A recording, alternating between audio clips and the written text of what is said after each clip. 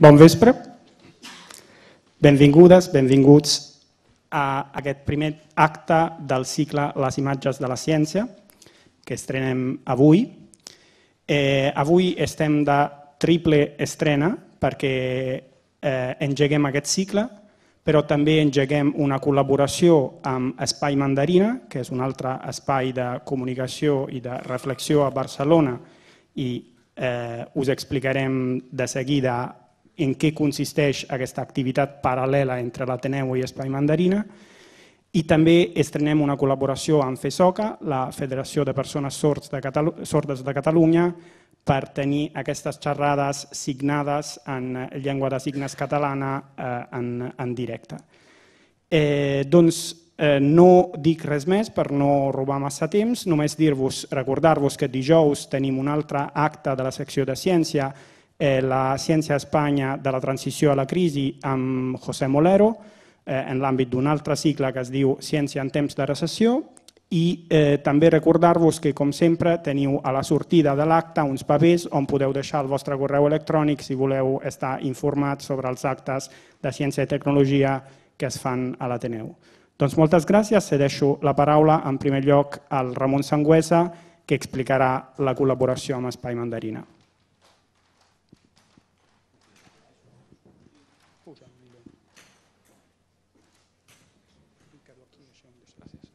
Gràcies, Miquele. I sobretot venim a clarificar una miqueta això de l'Espai Mandarina.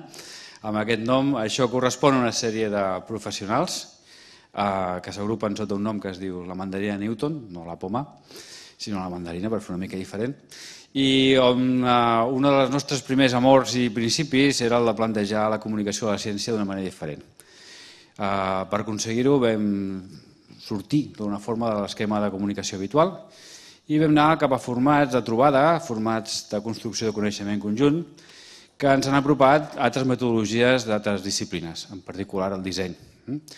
La col·laboració que encetem precisament amb aquest cicle, i va ser una mica a través d'un brainstorming fort que vam fer amb en Miquele, doncs és precisament com aportar la visió d'un tipus de disseny molt concret, el que es diu el disseny crític o el disseny especulatiu, el tipus de temes que puguin sortir a partir d'aquest cicle. Aquest cicle en principi semblaria en part que anés cap al passat, que comença a mirar imatges que poden començar al passat i després evolucionaran. I nosaltres el que farem és treballar amb dissenyadors, amb una sèrie de sessions que tindran lloc a l'Espai Mandarina, que està a Gràcia i que està obert a tots vosaltres, on anirem prenent una mica com a input el que surti aquí, aquestes trobades, el que es discuteixi, i anirem centrant-nos sobre temes de ciència que han sortit aquí i del seu impacte. El disseny crític no és el disseny maco que estem acostumats a veure, no és una activitat de construir ni tan sols objectes funcionals. Poden ser objectes completament inútils, contradictoris, però que la seva funció, si és que en té alguna, és justament crear una amplificació de les possibilitats de conversa davant de temes difícils. Us posaré un exemple molt ràpid i així potser m'explicaré una mica millor. Si us passegeu cap al Museu d'Idees de Barcelona, d'Idees Invents, i aneu al seu subterrani, en un dels racons, si encara està, trobareu un objecte molt estrany, que està fet amb una intenció còmica, o diguéssim una mica lúdica, com bona part dels objectes que hi ha allà. És un microones, però és un microones que reflecteix l'ecografia d'un fetus. I és una broma, si voleu, respecte a quin serà el futur de la reproducció. L'interès no està en la broma, sinó en la reacció del públic i les converses que hi ha entorn a aquell objecte. Doncs nosaltres, a partir dels temes que vosaltres tracteu aquí, i en la col·laboració d'entrada de dissenyadors de nivell internacional i altres, potser no tan coneguts, però que també obrirem una miqueta a la participació, doncs treballarem sobre aquests temes que vosaltres digueu i generarem un projecte al llarg de l'any on anirem interconnectant-nos a aquestes discussions amb la creació d'objectes que ens generen més discussió i ens permetran explorar coses que la tecnologia i la ciència podrien obrir cap al futur. La idea és tenir una altra forma de generar discussió, d'implicar els ciutadans, que es posicionin críticament respecte a el que pot ser el futur. D'acord? Us convido a tots a participar a través del Daniele, a través de la informació d'aquest cicle, podeu trobar com arribar-hi. La primera trobada la farem el 21 de desembre a les 7:30, carrer Montseny 12, Gràcia. I us heu de registrar si voleu venir, esteu més que convidats. També a les properes sessions trobareu algun dissenyador o usuari que apareixerà per aquí amb una visió diferent. Intentarem també anar comunicant als dos entorns i anar enriquint-nos mútuament. No dic res més, solament una mica us poso en perspectiva de les coses que poden passar a les properes trobades. Moltes gràcies. Moltes gràcies, Ramon. Doncs cedeixo la paraula a l'Agustí Nieto, que ha coordinat el cicle, i després passem a la xerrada d'avui.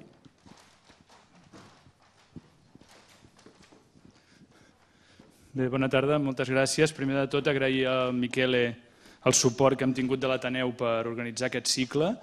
La idea original és intentar, a través d'imatges i a través del factor visual, podríem dir, establir també un diàleg entre historiadors de la ciència, que som el grup que representem nosaltres, especialment des del Centre d'Història de la Ciència de la Universitat Autònoma de Barcelona, i el públic en general. És a dir, tenim potser sovint una imatge probablement excessivament simple de la ciència com un conjunt de grans idees abstractes i de grans personatges irrepetibles, genials, quan en realitat hi ha tota una cultura material i visual de la ciència que ens la trobem fins i tot en la nostra vida quotidiana, i aquesta cultura visual el que fa és com de mediadora entre els suposats experts i els suposats profans que no saben en teoria sobre aquell tema. I és a través d'aquesta reflexió d'imatges importants en el passat que intentarem explicar quin sentit tenia el coneixement científic, molt interrelacionat també amb qüestions culturals, socials, polítiques, també en el passat.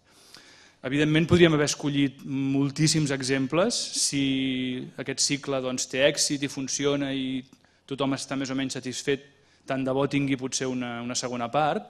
De moment hem fet una selecció més o menys impressionista de 4 imatges que tenen un cert valor històric i que permeten probablement un debat ric i interessant també amb els companys de l'Espai Mandarina, com ara ho comentàvem. I tenim 4 imatges propostes. La primera d'avui, que ara us la presentaré, estem parlant del segle XVI, una lliçó d'anatomia, després tindrem un quadre de finals del segle XVIII, de l'època de la Il·lustració, una fotografia d'una observació microscòpica d'un metge català del segle XIX i finalment tindrem una famosa fotografia de Watson i Crick, els famosos descobridors de la doble hèlix del DNA, la famosa fotografia del 1953 que tancarà el cicle. 4 professors, experts en història de la ciència i experts cadascun d'ells en el període en el qual aquesta imatge es va gestar, faran una presentació i després, a partir de la presentació, obrirem un debat corresponent. Per tant, avui el que voldria ara breument és presentar-vos el primer ponent d'aquest cicle, que és el professor José Pardo Tomàs. Ell és, a part d'un bon amic i col·lega, una de les persones que més ha impulsat tota la nostra recerca relacionada amb la història de la popularització i la divulgació científica, que portem anys fent des del Centre d'Història de la Ciència, el CEIC.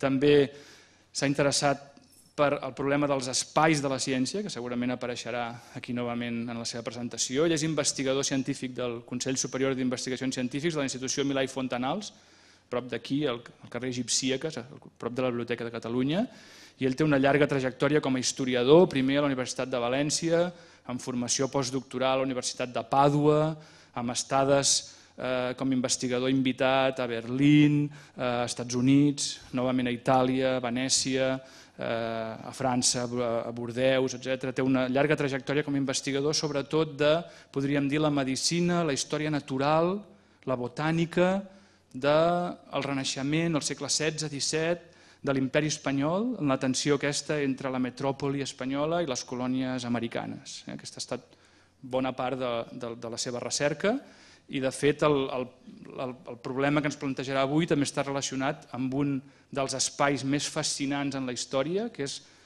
l'espai anomenat els teatres d'anatomia, que és un dels temes que ell ha estudiat especialment en el segle XVI, XVII i ben entrat al XVIII, com espais de representació pública de la medicina i l'anatomia, un espai d'aquests que hem perdut per sempre i que a partir de tota la seva experiència com a investigador en història d'aquest període ens intentarà explicar avui. Moltes gràcies, Pepe, per la teva presència i endavant. Gràcies, Agustí. Moltes gràcies a Miquel també per haver organitzat aquest cicle i per haver pensat en mi per a aquesta primera xerrada. La veritat és que jo trobo fascinant la idea de l'Agustí i del Miquel d'organitzar aquest cicle i cada tema al voltant d'una imatge. La potència de la imatge, no només per a transmetre coneixement, sinó per a comunicar i comunicar moltes coses més enllà del propi contingut científic o del propi coneixement científic que hi ha darrere d'aquesta imatge, és un punt de reflexió no tan sols de la història de la ciència, sinó també dels estudis de la ciència i de la sociologia de la ciència actual, i crec que, com sempre, i això és el que he de defensar gremialment, mirar cap al passat i plantejar-se aquestes qüestions en algun altre moment del passat, tenint molt en compte els contextos culturals, religiosos, polítics i socials de cada moment, ens pot ajudar no només per a conèixer millor el nostre passat científic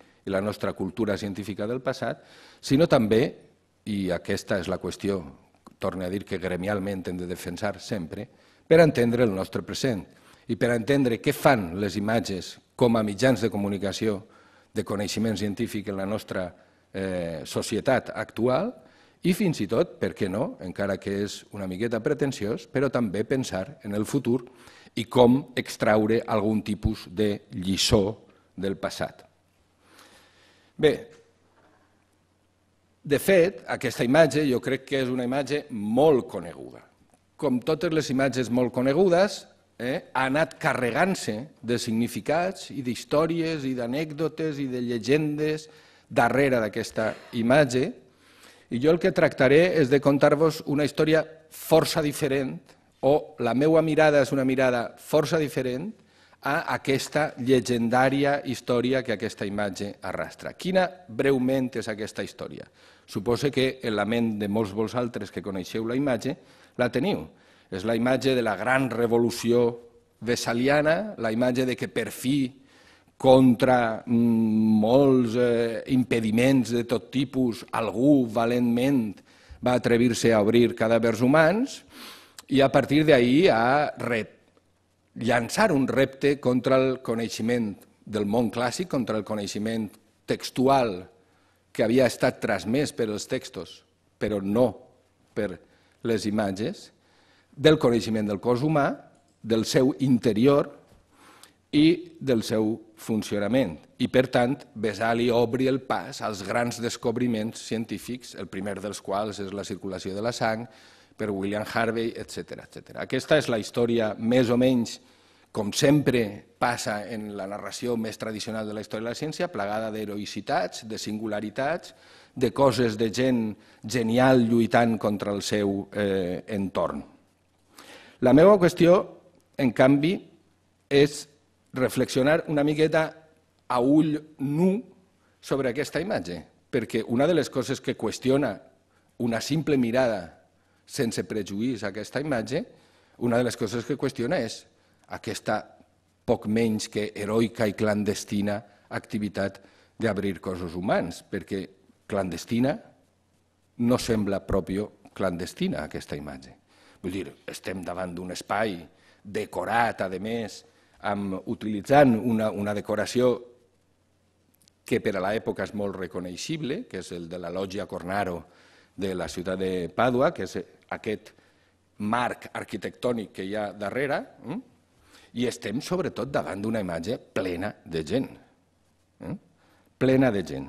I el retrat de l'anatomista enmig d'aquesta multitud de gent.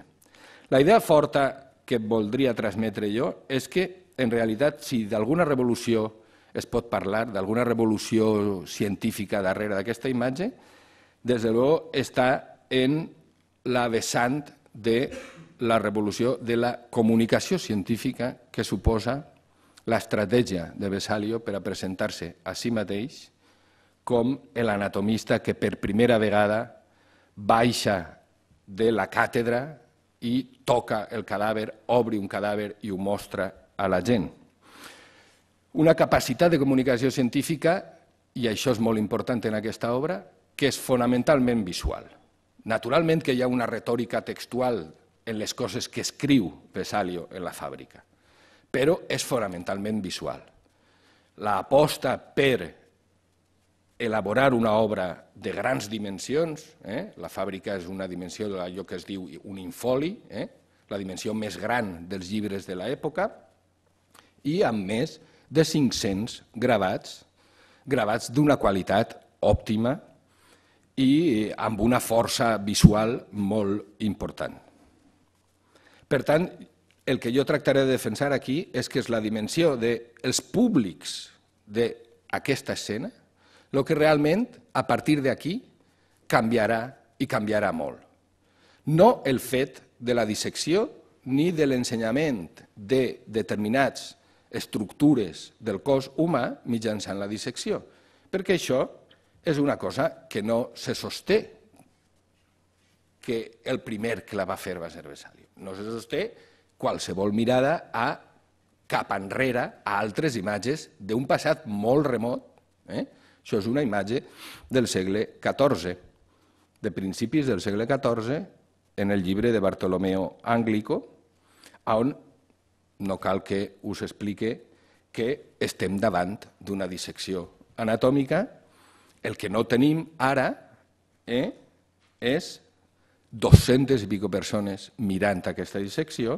El que tenim són 5 persones i, a més, 5 persones molt determinades, vestides d'una determinada manera, és a dir, vestides en roba llarga, vull dir, és clar que són metges i que són metges universitaris els que estan fent aquesta dissecció. Imatges hi ha moltes, aquesta no està relacionada directament amb la docència de la medicina, amb l'ensenyament del cos humà a alumnes de medicina, està més aviat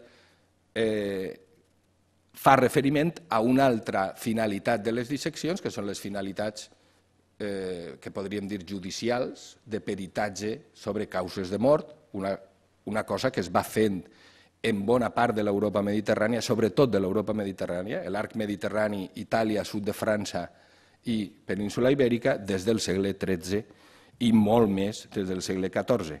Aquesta altra imatge, en canvi, que és també del segle XIV, sí que fa referiment al model que Andrea Carlino i algun altre estudiós ha anomenat quodlibetari, el model que combina l'ensenyament del llibre, i teniu aquí la càtedra, en aquest moment el catedràtic està assomat, abocat a una espècie de balcó, perquè l'anatomia esdevé en un espai força diferent al vesalià, en un espai obert, a cel obert. Penseu que és prou lògic, en el segle XIV, fer una dissecció a cel obert. El problema de fer-lo en una habitació tancada no cal que us expliqui els problemes que això podia ocasionar. Bé, la combinació del llibre, el professor, el lector, com deien en llatí, el lector està amb el llibre, probablement amb un dels tractats de Galè sobre l'anatomia, i algú altre està sobre el cadàver fent allò que li està mostrant el mestre. Això es veu molt més clar en una altra i molt famosa escena de dissecció anatòmica, continguda en el Fasciculus Medicinae, un dels primers llibres impresos de medicina en Venècia.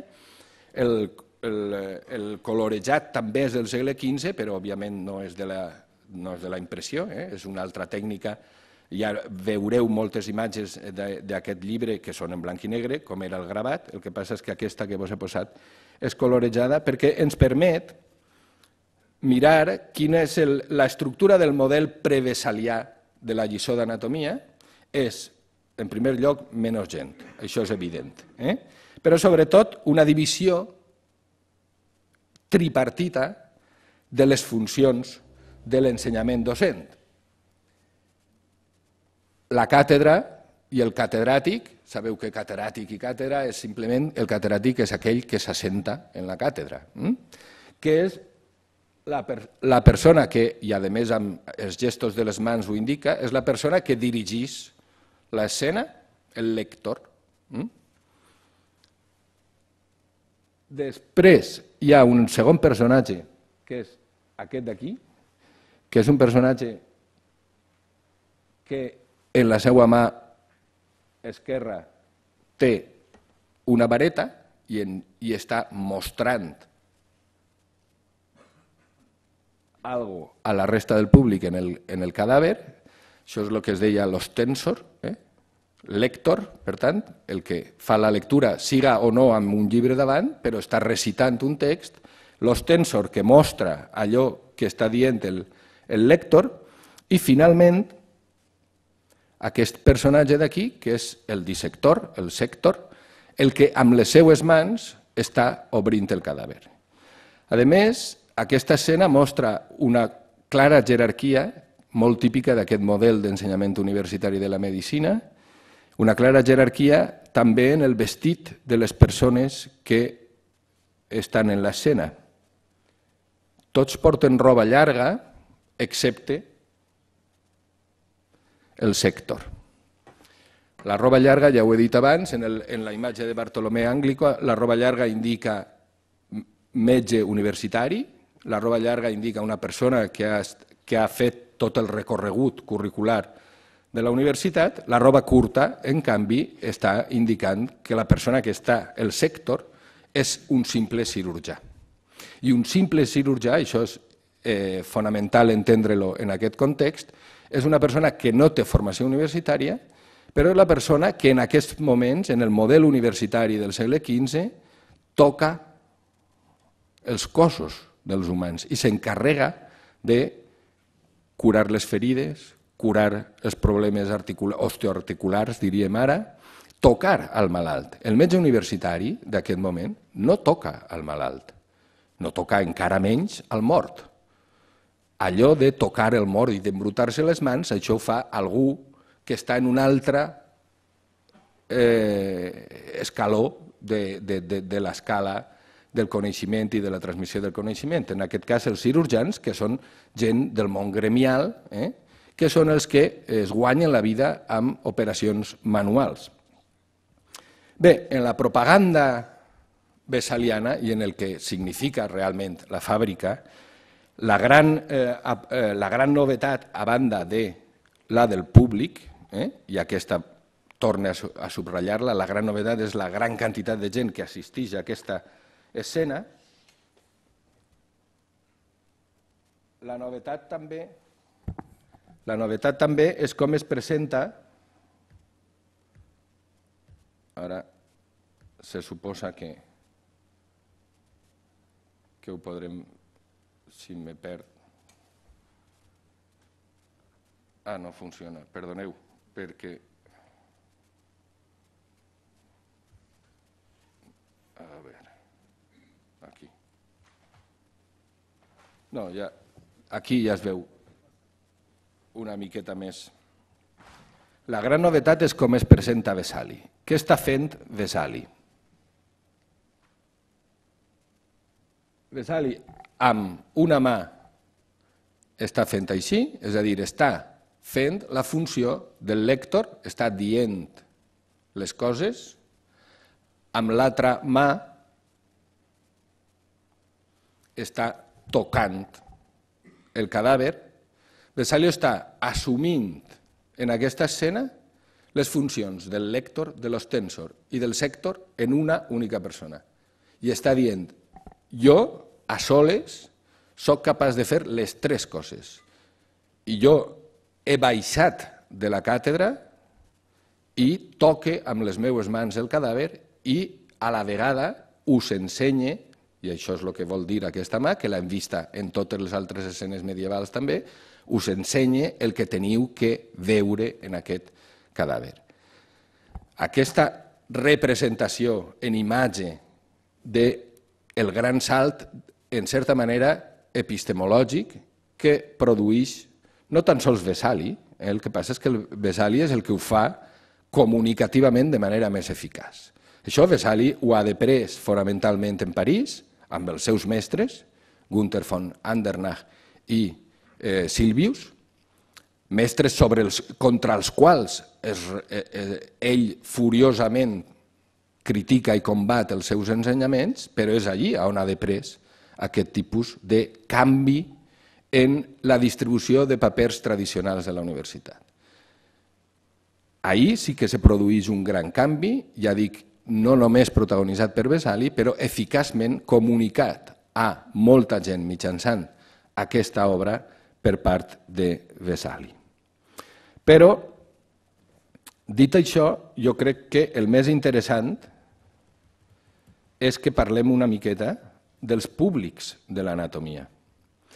I per això tractaré de dividir en 3 tipus de públic, perquè què fa tanta gent aquí? Aquesta gent realment són tots teòricament estudiants de medicina? Són tots metges com els que veiem en les escenes medievals, que eren 4, 5, 6 persones com a molt? Evidentment no. I jo voldria comunicar-vos 3 tipus de públic molt clar de l'anatomia. I, per tant, insistir en que allò que dic de l'estratègia de comunicació científica és perquè Vesali i tots els anatomistes que des de l'Escola de París, però des d'altres escoles, en aquesta primera meitat del segle XVI, s'embarquen en aquesta empresa de reivindicar-se com lectors, ostensors i dissectors en una única persona, tots ells s'adrecen a públics diferents, a un ventall de públics molt diferent, i no només a allò que podem pensar més tradicional o com era molt típic en les universitats medievals, als doctors en medicina o als estudiants de medicina. El primer públic que voldria destacar-vos el podrem representar, si voleu, en aquesta figura... No.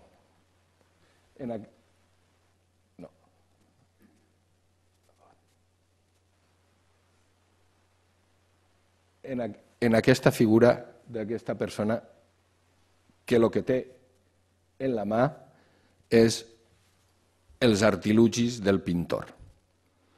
I la primera reflexió que voldria fer-vos és que una part importantíssima dels públics de l'anatomia en el Renaixement i en l'escena de la fàbrica de Vesalio són els artistes. Els artistes, molt abans... Perdó.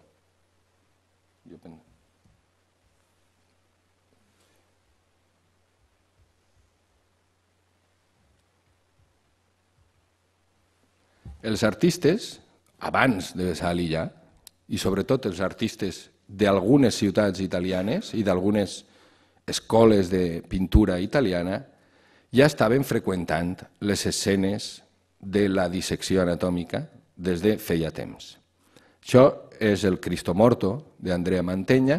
Andrea Mantegna és un pintor de finals del XV, pràcticament coetani de l'escena del fasciculus medicina que hem vist abans. El que vull fer-vos mirar d'una altra manera, en tot cas, no massa, jo crec que molt evident, és que aquest Crist mort, Mantegna l'ha vist en una taula de teatre anatòmic i en un teatre anatòmic i durant una dissecció. No tan sols per la perspectiva podàlica i les coses que els historiadors de l'art han dit d'aquesta pintura, sinó també per la presència d'aquesta rígida taula sobre la que se suposa que és una làpida del Crist mort i la correcció, diguem, anatòmica de la figura de Crist. Però no només s'acaba ahir. Abans de Vesali també hi ha altres representacions i altres artistes que són freqüentadors dels teatres anatòmics. Penseu que aquest és un leitmotiv que quan Giorgio Vasari fa, ja en la segona meitat del segle XVI, una història de la pintura en la qual els pintors més sobresalients són els seus coetanis i són els italians, els seus coetanis italians, una de les coses que Vasari repeteix contínuament és aquest és bo perquè per a representar el cos humà sap d'anatomia i ha anat a veure disseccions. Això és continu en Vasari, fins i tot ho afirma d'autors que probablement no anaren mai a un teatre anatòmic. Ho afirma de manera molt clara en un dels herois de Vasari, que és Michelangelo Buonarroti. És evident la relació de Michelangelo amb l'anatomia. Jo vos vull simplement ensenyar una imatge, que és la que està encerclada en vermell dintre del judici final. Això és el mur de la Capella Sistina, com sabeu, el judici final. I aquesta imatge és aquesta. És un Sant Bartolomé. Un Sant Bartolomé als peus de Crist, ja heu vist on s'ubica, als peus de Crist. Sant Bartolomé té en la mà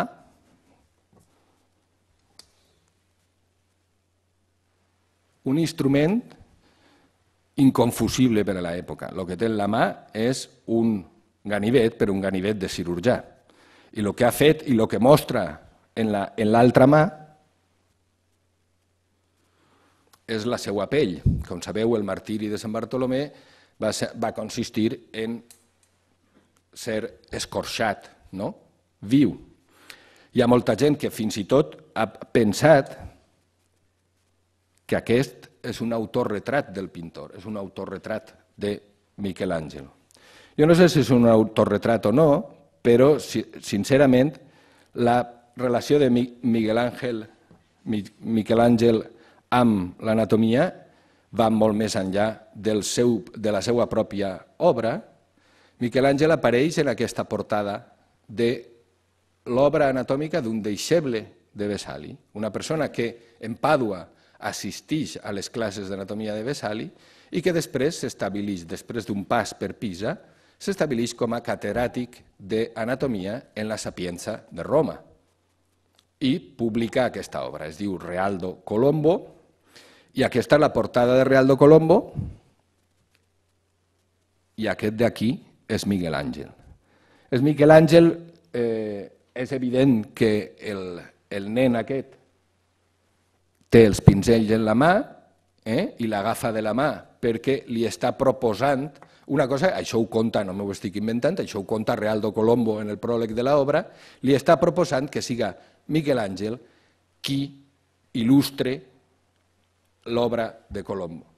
I Realdo Colombo diu, el meu mestre Vesali va fer la seva obra amb un aparat iconogràfic impressionant, però jo vull tindre el millor dels millors, que és el meu Miguel Àngel, del qual Realdo Colombo era metge personal. Després diu que per dificultats financeres, per retallades, no ha sigut possible això i que, per tant, la seva obra no tindrà cap ni una il·lustració, només la de la portada. I en la portada retrata a Miguel Àngel amb aquest nen puti que li dona els pinzells i ell, Realdo Colombo, que és aquest senyor amb aquesta brutalitat que està naturalment presidint l'escena de la dissecció i ara estem en Roma. La relació de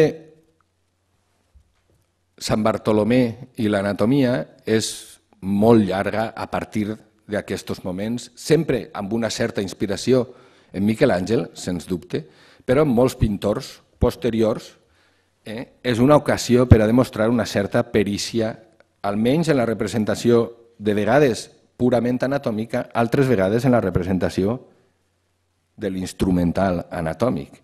Aquest és un Sant Bartolomé que a mi em sembla d'una modernitat absoluta i està pintat per Giuseppe Rivera l'Espagnoleto en la seva època més jove, quan encara no era l'Espagnoleto. Sabeu que l'Espagnoleto és el malnom que li donen en Nàpols quan s'estableix en Nàpols. Ell de jove va a Roma i en Roma pinta una sèrie d'apòstols, entre els quals està aquest Sant Bartolomé amb la seva pell en la mà i la referència michelangeliana és evident, no? El que passa és que jo crec que amb un joc de llums i amb amb una presentació arquitectònica que a mi em sembla absolutament moderníssima. És un quadre poc conegut de Ribera, però aquest és més conegut, aquest és Sant Bartolomé en acció, li estan ara sí, d'una manera molt evident, desollant.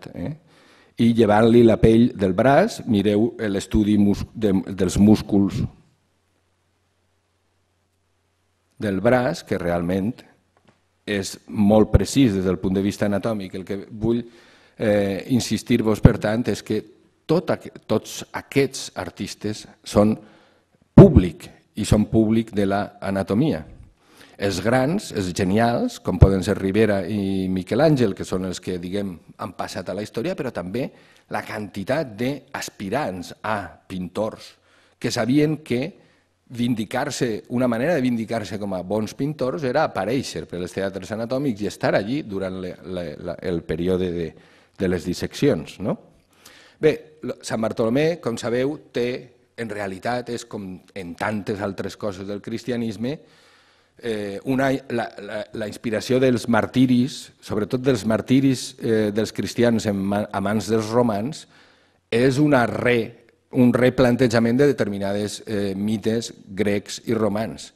El de Sant Bartolomé és molt clar la referència que hi ha a Apol·lo i Màrsias. Màrsias és el faune que li furta un instrument musical de vent a Atenea i repta a Apol·lo, qui toca millor el seu instrument, naturalment guanya Apol·lo, i Apol·lo en càstig el lliga a un arbre i li lleva la pell mentre està viu.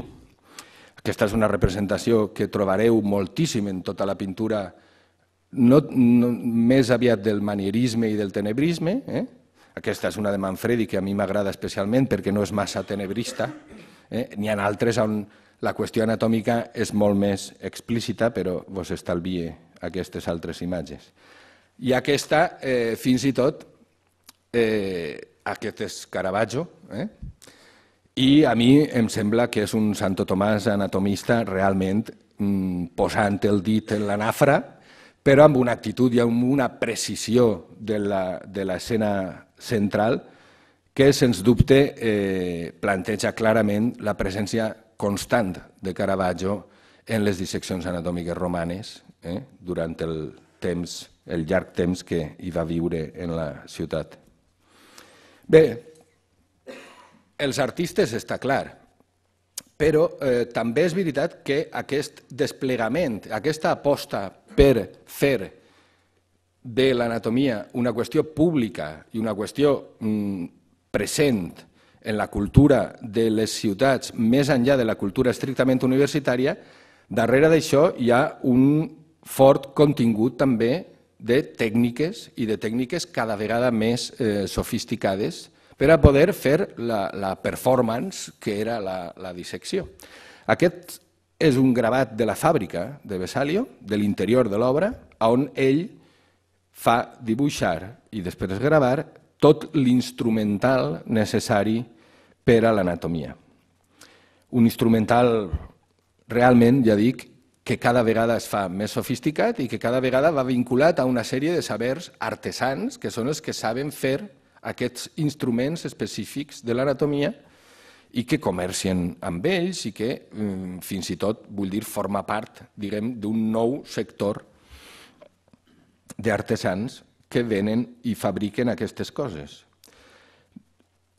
Alguns d'aquests instruments no són només per a una dissecció anatòmica d'un cadàver, molts d'ells fan referència a una altra cosa que es fa en el teatre anatòmic molt aviat, que és la vivisecció en animals.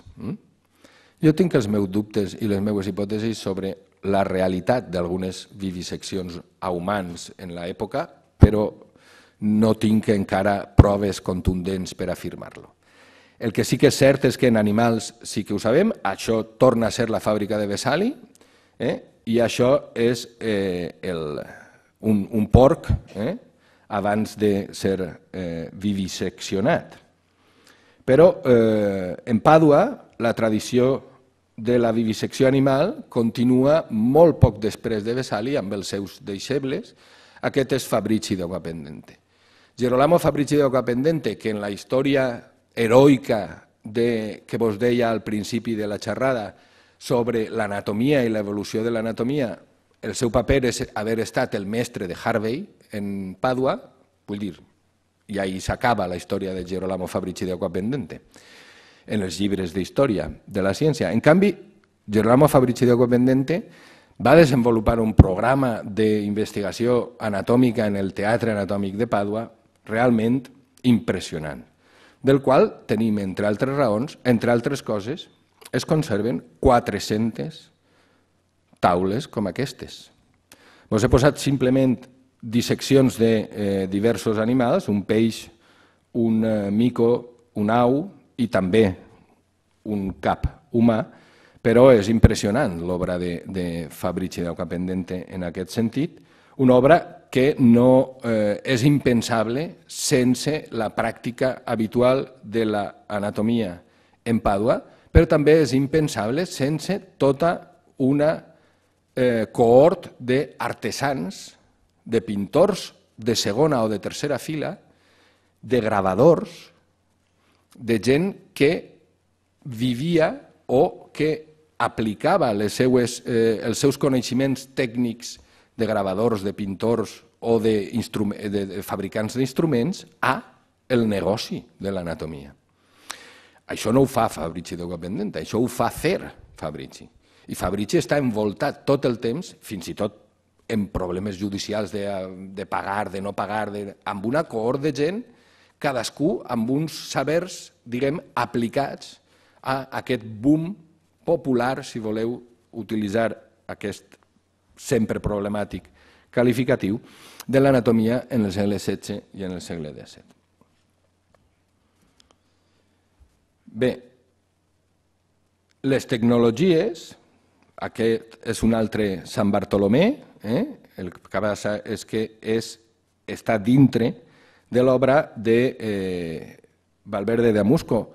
Juan Valverde de Amusco és un anatomista nascut en Palència, amb P, en Palència, però que es va formar com a anatomista a Roma i va estar actiu com a anatomista en Roma i publica 15 anys després de l'obra de Vesali una obra impressionant on ell tracta, evidentment, d'emular a Vesali, sobretot amb tota una cohort d'artesans i d'artistes, de gravadors i de pintors romans, en aquest context de rivalitat un poc entre Pàdua, que com sabeu és la Universitat de la República Sereníssima de Venècia, i amb una rivalitat contínua dintre del món catòlic amb Roma i amb el que podia significar la Sapienza.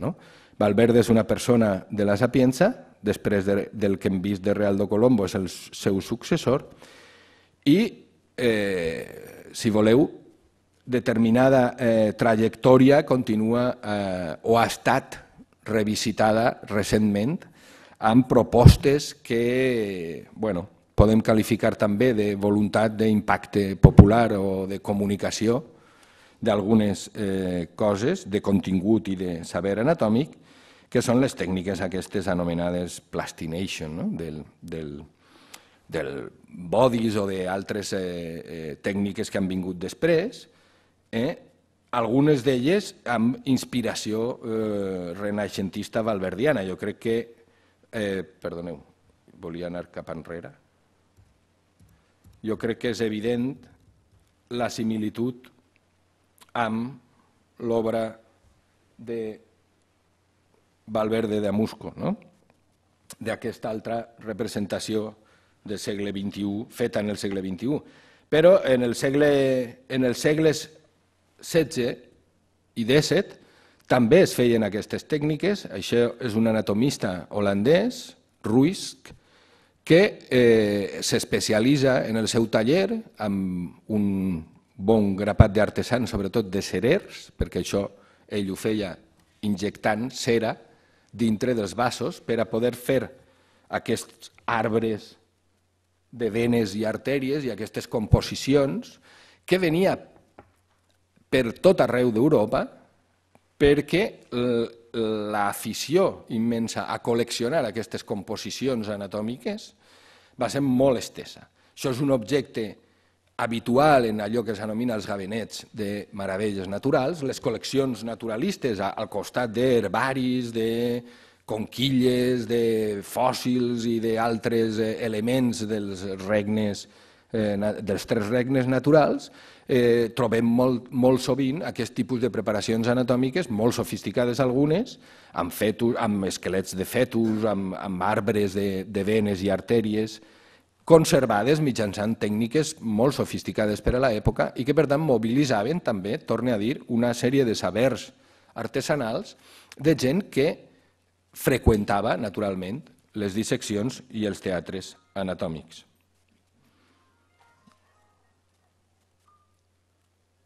Bé, aquest seria 2 tipus de públic, els primers 2 tipus de públic que us volia presentar. Molt breument passaré per el públic més evident en la fàbrica de Vesali i més evident en la lògica del que és l'anatomia, que són els metges i els cirurgians. I voldria posar l'accent especialment en els cirurgians. L'anatomia va ser un instrument de legitimació professional dels cirurgians. Els cirurgians que hem vist en l'època medieval amb roba curta i embrutant-se les mans, penseu que 2 segles després, en Londres, encarreguen, els anglesos són, clar, en aquest moment, diguem, perifèria de la perifèria. El seu nivell artístic, com podeu veure, no és el de Miquel Àngel, però això és un quadre de 1565 encarregat per la plana major del College of Surgeons de Londres a un artista per a representar-se amb el seu anatomista. Ells han contratat un anatomista en el College of Surgeons per a ensenyar als cirurgians anatomia. Aquest anatomista és John Bannister, que és aquest que està, vegeu una altra vegada, amb una mà tocant el cadàver, amb una altra mà en la vareta de l'ostensor i darrere amb un llibre obert i un llibre sense imatges. És el llibre de Realdo Colombo, de Re Anatòmica, que, com que Miquel Àngel no tenien diners per a pagar les imatges de Miquel Àngel, va eixir sense imatges. Jo crec que, a més, la voluntat de triar precisament aquest llibre sense imatges fa més evident que John Bannister el que ofereix al College of Surgeons, la plana major dels quals està retratada darrere, és la possibilitat de mostrar en el cadàver allò que el llibre de Realdo Colombo no fa.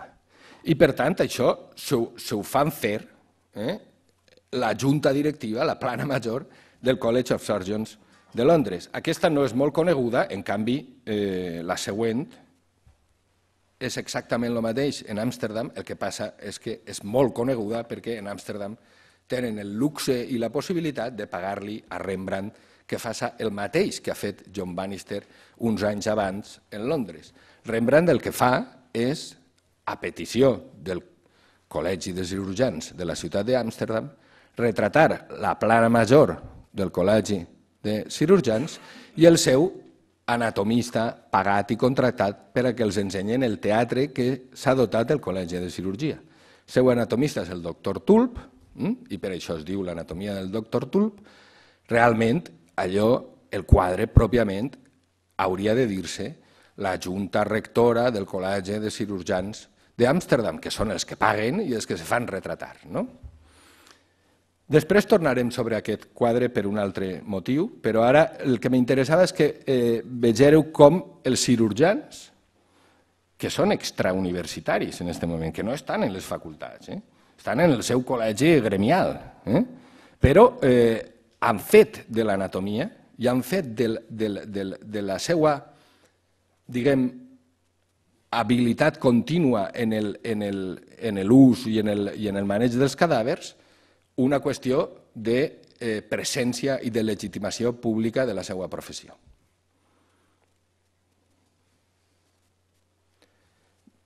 Això és el mateix en Frankfurt. Però aquesta m'agrada especialment per un detall que suposa que no és de l'artista, sinó que és del assuggeriment dels propis cirurgians de Frankfurt, però m'agrada molt el detall d'aquí dalt. Ahí posa Amèrica, i això és un nou món. I és el nou món de la Terra i el nou món que representa l'haver obert el cos humà i mirat dins. Sens dubte, és una autopresentació dels cirurgians de la ciutat de Frankfurt realment pretensiosa, dient, bueno, alguns han creuat l'Atlàntic, han travessat, han obert la mar per arribar a un nou món, nosaltres aquí, a casa nostra, en el nostre teatre que ens hem muntat, a més amb aquest instrumental tan xulo i tan modern, penseu que aquesta és la tecnologia que ja hem vist en la taula de Vesali, però que ha anat sofisticant-se, i ells se fan presentar amb els seus instruments descobrint un nou món, descobrint el nou món del cos humà.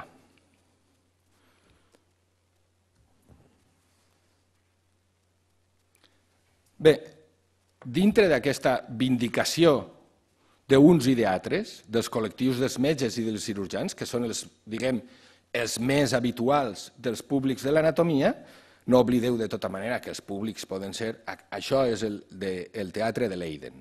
El teatre de Leiden, a més, està ubicat en una església catòlica que, quan els de Leiden es fan protestants, com sabeu, en Leiden no n'hi ha universitat, en Leiden són els protestants, els calvinistes, els que funden la universitat, i una de les esglésies catòliques de la ciutat és desconsagrada i convertida en teatre anatòmic de la ciutat. Un teatre anatòmic pagat per una banda per la universitat i el Col·legi de Doctors en Medicina de la universitat i per altra banda per el Col·legi de Cirurgians, que tenen unes trifulques immenses en les juntes rectores de les dues institucions, però en el que sí que estan d'acord tots és en que el teatre és un motiu d'orgull per la ciutat. Aquí no és un nou món, el que hi ha retractat aquí és l'skyline de la ciutat de Leiden. Això és l'orgull de la ciutat. El teatre anatòmic és un lloc emblemàtic en el qual la ciutat s'emmiralla orgullosament i diu nosaltres tenim un teatre anatòmic. Una qüestió que fan també un poquet després els madrilenys, que triguen molt en tindre un teatre anatòmic, però que a finals del segle XVII tenen un teatre anatòmic en l'Hospital General de Madrid. Una cosa que també faran els de Barcelona, el cas de Barcelona, si voleu, després, en el col·loqui el podem...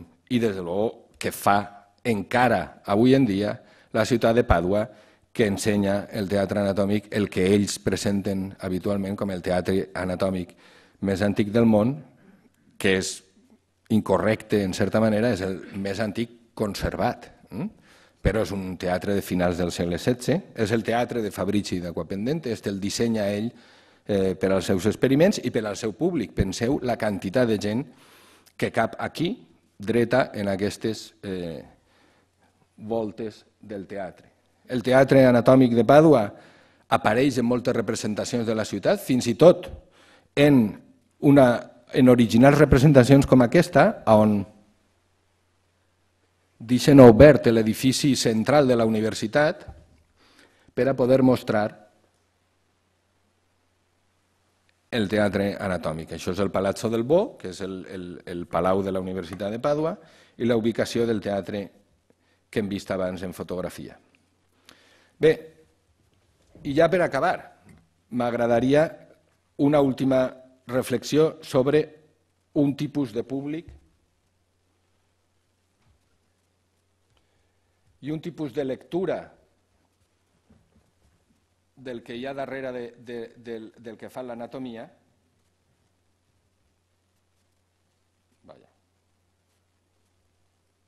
A veure si puc centrar-lo una miqueta més. Vale.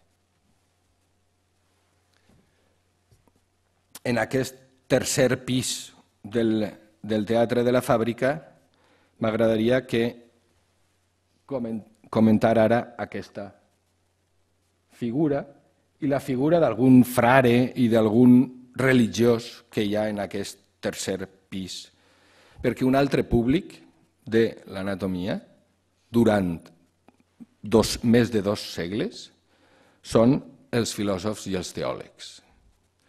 Els filòsofs i els teòlegs, altra fauna universitària, diferent de les facultats d'arts. Sabeu que la filosofia està ubicada en l'anomenada Facultat d'Arts i de la Facultat de Teologia, que en totes les universitats en aquest moment és la facultat superior i la verdaderament important, són també públic de l'anatomia, abans i després de ser estudiants de filosofia o de teologia. Hi ha un inseparable trasfons religiós i filosòfic davant de la presència i la freqüentació del teatre i una de les explicacions per les quals hi ha tant de públic i una de les explicacions per les quals té tant d'èxit aquesta activitat que, no ho he dit abans, però normalment se concentra en tots aquests casos dels teatres i de les ciutats que hem vist, se concentra en 15 dies, 2 o 3 setmanes d'un any. Penseu que les anatomies, les disseccions només es poden fer quan fa molt de fred i tot i així un cadàver no pot estar més de 2 dies damunt de la taula. I normalment es concentren en els mesos d'hivern, per tant, entre les setmanes anteriors a Carnestoltes.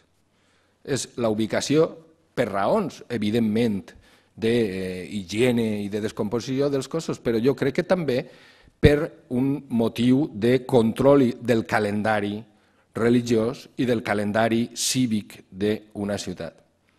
En les ciutats, l'època de l'anatomia, la temporada teatral en el teatre anatòmic és febrer, gener, les setmanes, 2 o 3 setmanes abans de Carnestoltes. Però no només és aquesta qüestió, i vull tornar a Valverde de Amusco i a la iconografia de Valverde de Amusco. Valverde no es fa retratar tocant un cadàver, però en un determinat moment, en una taula dedicada al cor, perquè el que hi ha sota d'aquesta imatge en realitat són disseccions de les diferents disseccions que es fan en el cor per a mostrar la seva estructura, fa retratar aquest anatomista anatomitzat, aquesta doble expiació o aquest doble càstig o càstig corporal del mort i el viu que també a la seva vegada està mostrant l'interior del seu cos. En quant a retrates, de tota manera, el més conegut, novament, i haurem de rebaixar, perdoneu, el més conegut per tornar a la fàbrica és el retrat de Vesali. Vesali és retratat enmig del seu públic en la portada, però a l'interior, en la contraportada, en la foto de portada de l'autor, que de vegades està en la solapa, aquest és el retrat que es fa. I vull que reflexionem una miqueta en per què aquest retrat. I què està fent aquest retrat i què està mostrant Vesali en aquest retrat. Vesali està mostrant el mecanisme d'allò que es diu la pinça intel·ligent anatòmica, el fet, una característica de l'anatomia dels humans i no d'altres, que, com sabeu, és la capacitat de tindre el polze prènsil i de fer això que es diu la pinça intel·ligent, perquè és una de les qüestions que ens diferencien dels animals. I ell està mostrant això, i en realitat això, la interpretació és evident.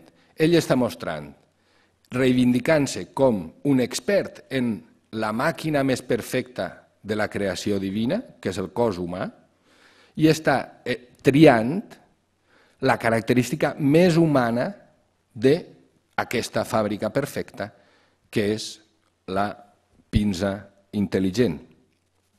I això és un leitmotiv continu en molts altres anatomistes.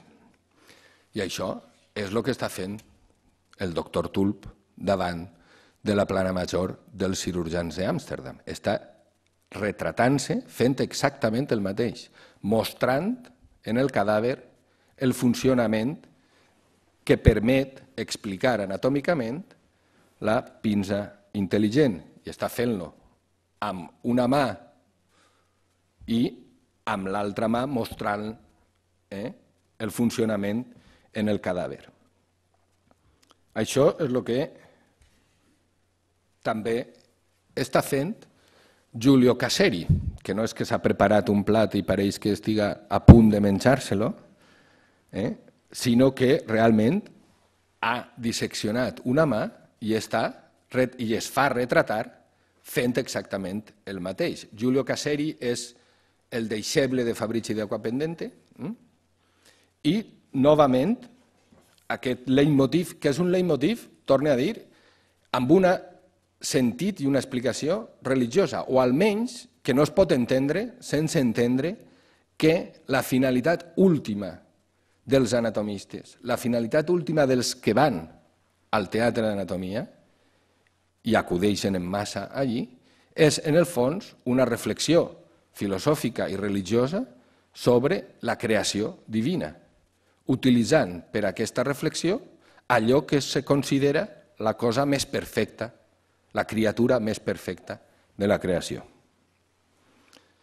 I això ho fa també un valencià, aquest sense cadàver, sense mans en un plat, sense coses així, però Lluís Collado, catedràtic d'anatomia de la Facultat de València en els anys 70 i 80 del segle XVI, més o menys coetani de Fabrici de Acquapendente, es fa retratar fent exactament el mateix gest i mostrant exactament el mateix motiu. I això es continua en molts anatomistes. No tots els anatomistes, però, es retraten així, però quan se retraten sempre tenen alguna cosa a veure amb la religió. I aquest és l'únic retrat que tenim de Fabrici de Acquapendente. Fabrici de Acquapendente és aquest. Ui, vaja. Fabrici de Acquapendente és naturalment el que està obrint el cadàver. Això és un miracle de Sant Antoni, suposo que els que heu tingut formació religiosa catòlica ho sabreu, és el miracle del cor de l'Avar. Un home tan avar, que es mor, i entonces Sant Antoni diu, ara veureu com no té cor, i entonces l'obrin i veuen que a l'interior aquest home no té cor, i Sant Antoni diu, el cor el trobareu amb els seus tresors. I ahí és on està el cor de l'Avar. Això és un miracle de Sant Antoni de Pàdua, que no és de Pàdua, que és de Lisboa, però bueno, com que és mort en Pàdua, és Sant Antoni de Pàdua, però clar, això passa en el segle XIII. Fabrici de Acquapendente, finals del segle XVI, es fa retratar com l'anàtom... Ell és professor en la Facultat de Medicina de Pàdua des de fa molts anys. I es fa retratar com l'anatomista que obri el cos de l'Avar per a veure que no té cor. Naturalment, la gent està vestida d'època veneciana contemporània a Fabrici de Acquapendente, però està reflexionant o agafant com a motiu una qüestió molt relacionada amb la cultura cristiana i la cultura cristiana franciscana i la cultura cristiana franciscana de Pàdua. I aquí és l'únic retrat que tenim d'ell. En realitat, el que vull dir és que la reflexió o la proposta d'allò que esdevé en els teatres anatòmics té una vessant filosòfica i una vessant religiosa molt important. I per entendre per què hi ha tanta gent en el teatre de Vesali, per entendre per què n'hi ha tanta gent en el frontispici de la fàbrica de Vesali, no podem oblidar aquest altre component i aquests altres públics que anaven allà a buscar això, a buscar una reflexió. Aquest és el teatre de Leiden que abans hem vist ple de gent, quan s'ha acabat la dissecció. S'ha acabat la dissecció, queda molt poca gent que s'estan anant ja. Això ens permet veure que n'hi ha dones amb tota tranquil·litat en els teatres anatòmics. Per això ens permet veure també la decoració que n'hi havia, i això no és una decoració del gravat, el gravat en aquest cas és realista, perquè a més se conserven aquestes decoracions, la quantitat d'una decoració que fa en tot moment reflexionar sobre la vida. Hi ha un arbre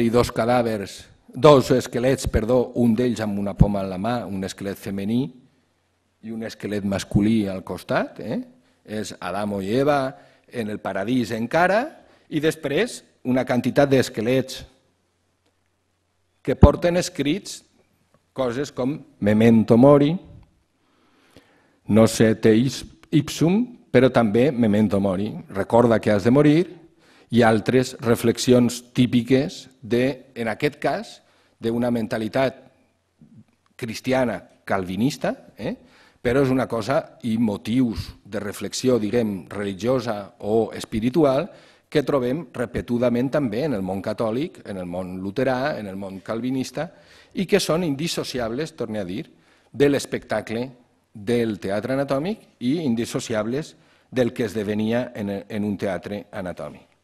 I voldria acabar ja amb aquesta imatge que el meu amic Maurizio Ripa anomena la representació metafísica del teatre anatòmic de Pàdua.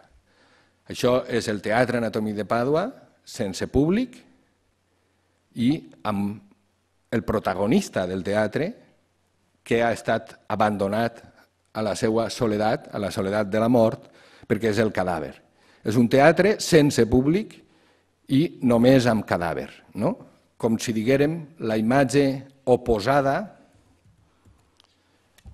de la fàbrica de Vesalio en la mateixa ciutat, en el mateix context, amb 40 anys de diferència, però amb el mateix món cultural que acull aquesta explosió d'interès pel cos humà, una explosió molt ben pilotada per una sèrie de gent, els cirurgians, els anatomistes, que estan a la vegada legitimant-se professionalment, d'un grup de gent que va des dels artistes als fabricants d'instruments, des dels estudiants de cirurgia als senyorons que governen els col·legis de cirurgia i els gremis, des de les ciutats que es projecten i projecten el seu skyline en el teatre, des de les processons que s'organitzen poc abans de Carnestoltes per als estudiants de medicina per a dur els cadàvers cap als teatres, tot un món, una cultura científica de l'Europa dels segles XVI i XVII que, i espero haver transmès això, és força diferent a la historieta del gran heroi Vesali lluitant en solitari per defensar la seva idea. Gràcies.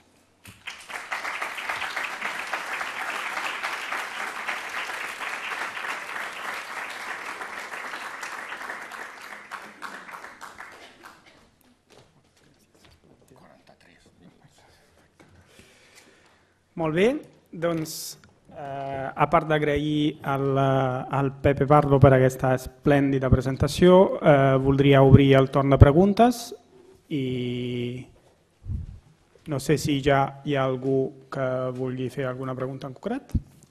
Aquí a la quarta fila. Arribará el micro, ¿eh? Gracias. Bueno, gracias Pepe por tu presentación, muy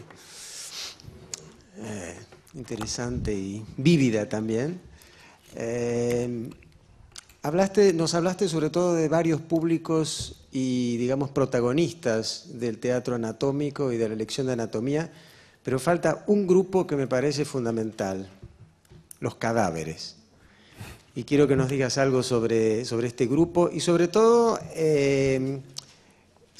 lo que se ve en esos cadáveres es que algunos son de hombres y otros son de mujeres. Eso es una diferencia. Otras diferencias no parecen tan evidentes, pero bueno, esa és la pregunta. Molt bé, Fernando, gràcies. Gràcies. Te contesto en català, que sé que tu ho entens perfectament. Bé, la qüestió, en la fàbrica el cadàver és el cos d'una dona, no ho he dit, i això ho hauria d'haver dit, perquè és important, perquè Vesali de les moltes coses que ensenya en el teatre, ha triat per a la portada el moment on una cosa que no més pot ensenyar en el cos d'una dona, que és la qüestió de la generació. I els cossos de les dones només s'utilitzaven per això. Vull dir, el mecanisme de la dissecció anava per raons molt òbvies per obrir la primera cavitat, l'abdominal. Allò era el que més ràpid se tenia que ensenyar perquè és el que més ràpid es descompon i el primer que hi havia que fer. Després era la segona cavitat, que com sabeu és el pit, i després la tercera cavitat, que com sabeu en l'esquema galènic és el cap. I després ja venien les articulacions, els músculs, les extremitats, diguem, que és el que millor es pot conservar i el que se podien aplicar substàncies de conservar. Bé, tot això es feia en cossos masculins, excepte l'explicació de la generació, per a la qual s'utilitzava el cos de la dona. I els cadàvers en general, no ho he dit també, i t'agraeix la pregunta perquè això em permet dir-lo, en el món, diguem, catòlic i de l'arc mediterrani que havia dit Adés, Itàlia, sud de França, bueno, sud de França no, França, perquè en París era igual, i els regnes ibèrics, la font de subministrament de cadàvers fonamental són els hospitals. Dic en el món catòlic perquè sabeu que la institució de l'hospital és una institució medieval que després en el món catòlic continua sent igual, i és fonamentalment una institució per a que els pobres vagin allà a morir-se. Els pobres, els desocupats, els emigrants que es queden sense feina o que tenen un accident, ningú que podia pagar-se-ho anava a un hospital a morir-se ni de casualitat. Bé, els morts en l'hospital, sobretot perquè normalment són morts que no reclama ningú, perquè són o emigrants o soldats de pas o gent miserable, són la font fonamental de subministrament de cadàvers en el món catòlic. Penseu que en una ciutat com València està establert per regla que s'han de fer 16 disseccions en 3 setmanes. És a dir, necessiten 16 cadàvers. Afortunadament en l'Hospital de València, en l'Hospital General de València donava per a 16 cadàvers en 3 setmanes. En el món protestant, en canvi, tenen una altra... En el món protestant, fonamentalment, els cadàvers provenen dels condemnats a mort. I fins i tot en la legislació anglesa acaben fent una Murder Act específica per això, dels condemnats a mort, i només podien ser els condemnats a mort perquè els altres no. Fonamentalment, l'explicació fonamental ahir és que el model d'ensenyament de l'anatomia està deslligat de l'espai de l'hospital. Ahir el tema dels espais i dels llocs és fonamental. Els teatres anatòmics de tota la Corona d'Aragó, però també hem vist el de Madrid, estan o dins l'Hospital General de la ciutat o al costat de l'Hospital General de la ciutat, molt a prop de la font de subministrament de cadàvers. En Roma també, en l'Hospital de Santo Espíritu. En canvi, en el món protestant no, perquè tampoc el món protestant ha acabat amb aquesta institució de l'hospital del model catòlic i acaben legislant que només els condemnats a mort podien ser objecte de dissecció anatòmica. I això és la diferència fonamental. Es feien menys disseccions, en realitat, en aquells països. Molt bé, una pregunta allà.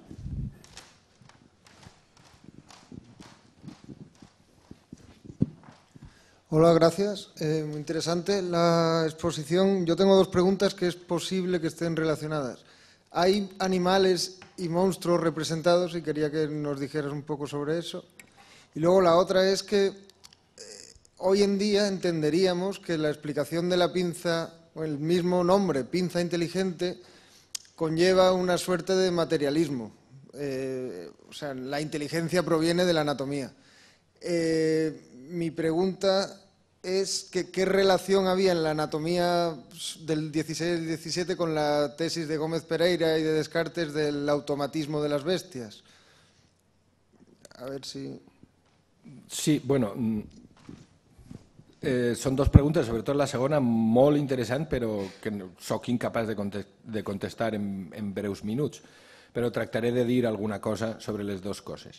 Els animals tenen una resposta més senzilla, almenys en la fàbrica i en els imitadors de la fàbrica. Els animals que apareixen en la portada de la fàbrica són el gos i el mico. El mico també l'hem vist en les viviseccions de Fabrici de Acquapendente, i dintre ja hem vist que apareix un tercer animal, que és el porc.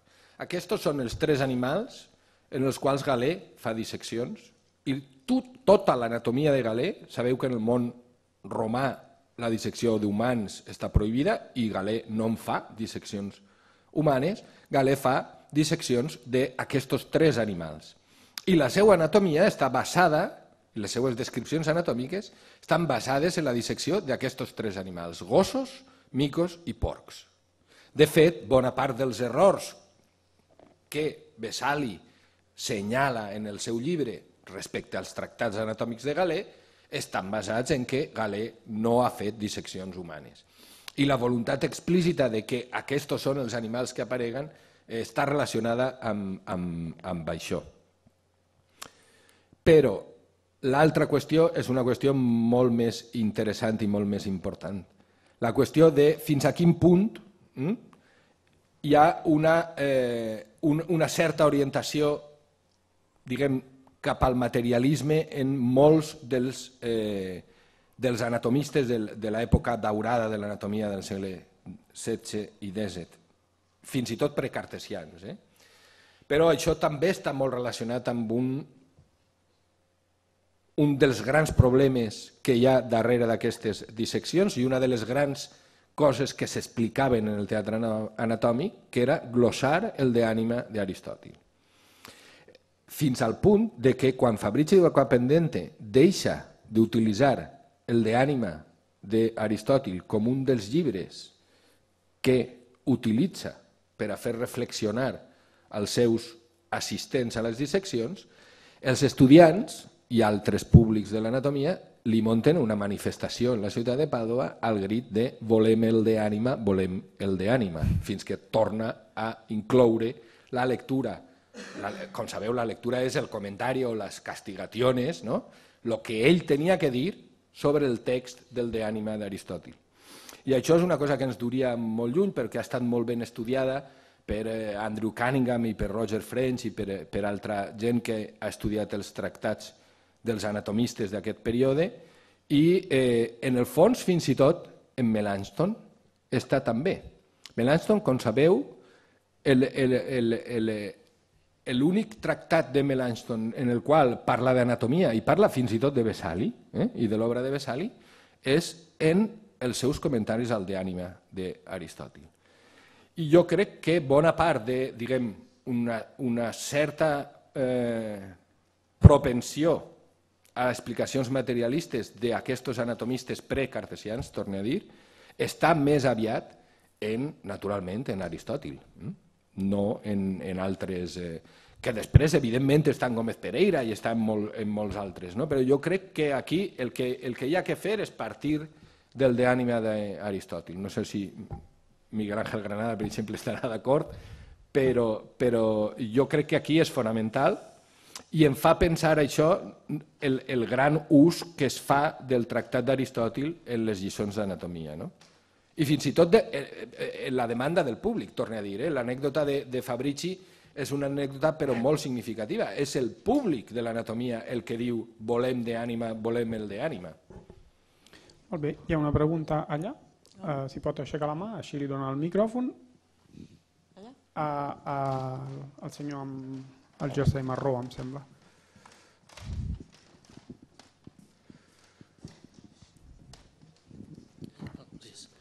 Sí, jo volia preguntar per què no utilitzaven gel com a taula per així el cadàver s'hagués pogut aguantar més, perquè em sembla que ho hagi vist enlloc. I una mica relacionat amb això, perquè en lloc de fer aquestes disseccions en ciutats grans on sol haver-hi una temperatura bastant gran, doncs no es naturalitzava en zones que fossin molt fredes, el que avui en diríem deixar una sessió de cresquí, per dir-ho així. Per tant, que el cadàver doncs aguantés més. Bé, comença per la segona. La raó per la qual això es fa en determinades ciutats i grans i demés és precisament per la qüestió dels públics. O sigui, en el lloc on tot aquest ventall de públics i alguns altres públics, com apuntava abans Fernando, que jo he deixat en la butxaca, això no es pot fer en qualsevol lloc. És una ciutat que tinga una corporació de cirurgians important, una ciutat que tinga un hospital i un hospital general important, una ciutat que tinga una facultat de medicina, és a dir, en 50, 40 ciutats europees del moment, no? Hi ha un cens de teatres anatòmics del 16 i del 17 que crec que parla de 47, bueno, doncs, més o menys en aquest model, diguem, de ciutat, perquè és el model on treballen aquests públics que freqüenten l'anatomia. En quant a lo del gel, bueno, no sé si aquí hi ha algun estudiant de medicina o algun metge, i és evident que el gel és un desastre pot conservar, com diu vostè, i sobretot fer més lent el deteriorament dels teixits, però banyar la preparació del cos, banyar el cadàver és un desastre per al treball del dissector. Allò ha d'estar tot el contrari del que estaria si utilitzaren el gel per a conservar-lo. De fet, Ruiz i aquests en realitat utilitzen ja solucions, diguem, alcohòliques, que el que fan sobretot és secar el preparat. Molt bé, hi ha una pregunta aquí. Si pot aixecar la mà, així li dono el micro.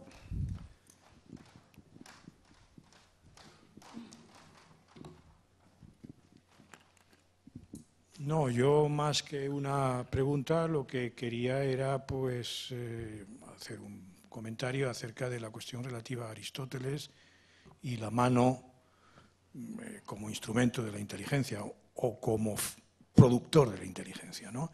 En primer lugar, no es extraño que en Padua se reclamara la lectura de Aristóteles, porque al fin y al cabo Aristóteles era todavía en la Universidad de Padua, pues, digamos, la autoridad filosófica, ¿no? Y por lo tanto aquí lo que podemos ver pues, sería en cierto modo una reivindicación y una manifestación más o menos polémica de este lugar que todavía conservaba Aristóteles como autoritas, ¿no? En segundo lugar, sobre la cuestión de la mano y, digamos, la posible señalización materialista. También se podría ver en el otro sentido. Y esto me permite hacer un comentario sobre, digamos, la situación contemporánea en base a pues, algunas otras personalidades de la segunda mitad del siglo XVI, ¿no? Es decir, para Aristóteles, en su obra filosófica, no recuerdo ahora si es en el de Ánima o es en los tratados de biología, Aristóteles señala que la mano es fundamental para la manifestación de la inteligencia. Pero conectando con Anaxágoras, el filósofo de la inteligencia, del nous, lo que señala Aristóteles es que el hombre ha sido dotado de mano para que la inteligencia pudiera ejercerse y manifestarse. Es decir, el planteamiento es un planteamiento más bien teleológico. Es la inteligencia la que tiene la prioridad y, por decirlo de alguna manera, la anterioridad. Y para su ejercicio y su manifestación, el hombre recibe una mano. Es decir, la inteligencia es anterior a la mano.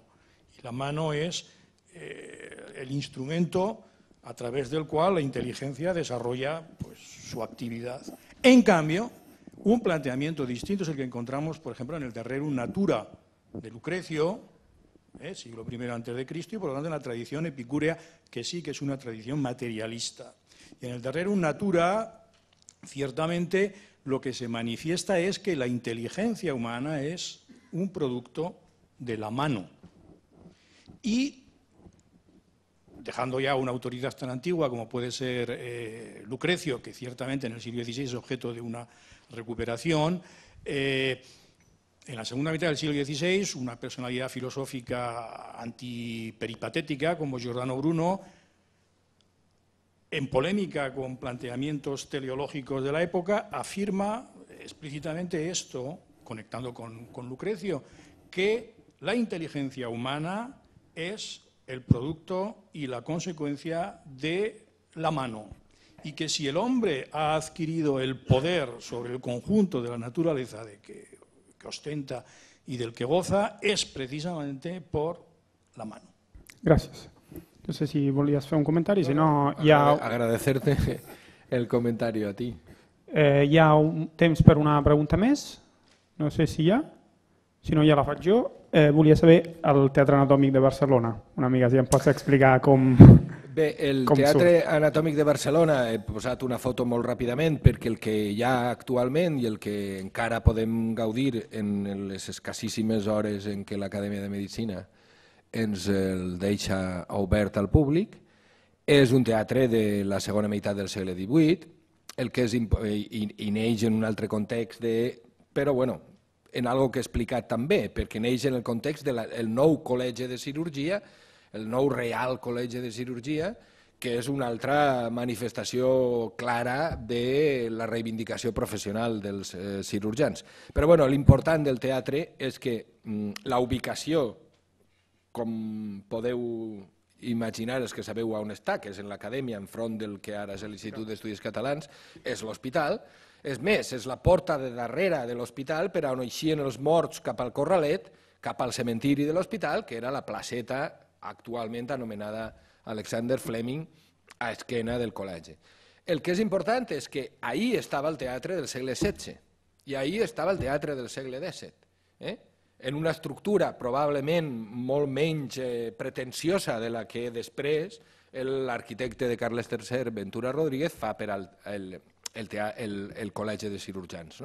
Però no tenim un teatre anatòmic del segle XVI i XVII, encara que tenim documentació molt evident que allò estava allí i que es construís ja en els anys 60 del segle XVI, perquè en el segle XVIII el nou teatre del col·legi es va edificar sobre el preexistent, del qual només queda una pedra escrita Teatrum Anatomicum, una pedra probablement que data de finals del segle XVII en una de les múltiples reformes d'ampliació.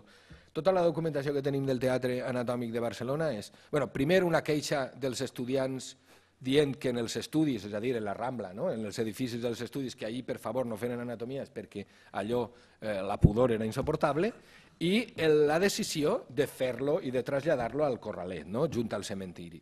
I tota la documentació que tenim, tot és d'ampliació. Tot és de, hem de fer-lo més gran perquè aquí cada vegada ve més gent. Hem de fer-lo més gran, hem de fer-lo més gran. Tenim 4 o 5 ampliacions, des de 1560 fins a 1680 i pico, documentades com a mínim 4 ampliacions successives del teatre. Molt bé, doncs ens despedim. Recordeu que podeu deixar les vostres adreces en uns fulls a l'entrada si voleu rebre anunci dels propers actes. Seguirem amb aquest cicle el mes que ve i hi haurà anunci. Després, dijous, hi ha l'acte del cicle Ciència en temps de recessió i, si em recordes el dia del taller, el 21 hi haurà el taller el primer taller d'introducció al disseny crític a l'Espai Mandarina. Moltes gràcies.